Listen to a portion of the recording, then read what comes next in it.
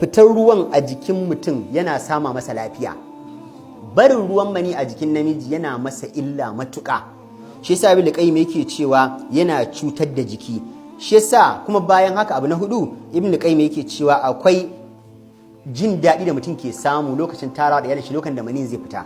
Shi yasa Imam Malik a cikin Muwatta yace ba a yadda kai inzali ga ya ba baiwa ba. Ba kai azalo ga ya ba sai da yaddanta, saboda lokacin da ta ji daɗin ƙarshe kai kuma kai azalo.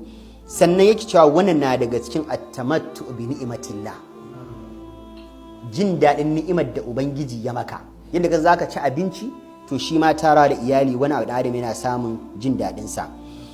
Ibn Qayyim ya ce likitoci malamai na musulunci suna ganin cewa tarawa da iyali mani ya dinga fita a jikin mutum na daga cikin hanyoyin kiyaye lafiya.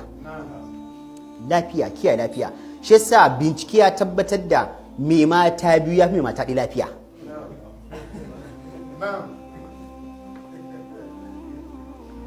Yanzu kaga kamar yadda mai mata ɗaya fi mara mata lafiya, to mai mata biyu ya fi mai mata ɗaya lafiya.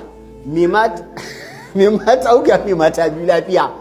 Wanda ya fi kowa lafiya shine mai mata hudu. Ya fi dukkan waɗannan mutanen kuma lafiya. Ibn Qayyim ya ce yana daga cikin hanyoyin kiyaye lafiya.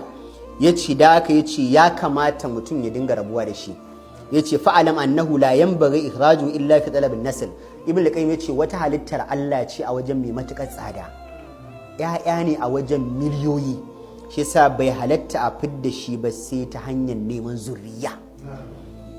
Wanda yasa Allah ya ce illa ala azwajim aw ma malakat aymanuhum fa innahum ghayru sai Allah ya ce fa man ibtaga wara'a dhalika fa ulaika humul aduna. Na daga cikin halitta mafi tsada a jikin dan adam malamai suka ce wallahi maniyinka.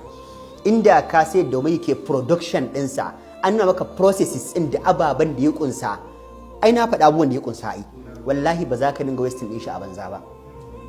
Wani abu ne very expensive, very expensive. Allah ya sa a jikinka. Da haka Ibn Qayyim ce shi yasa kake gani idan ma dan adam ya jima bai fitar da shi ba, dan idan aka bar shi zai maka illa, Allah sai ya tsara yana fita a mafarki da kanshi. Idan kai mafarki ya so fita ko ka rike shi ba zai tsaya ba, in ya zauna zai maka illa. Ibn Qayyim yace saboda bincike ya tabbatar daga wajen malamai masana lafiya yace yana kawo waswasi, yana kawo waswas in ya juma a jikin mutum yana kawo waswasi. Wal junun yace har yana kawo dan matsalan hauka kadan fa.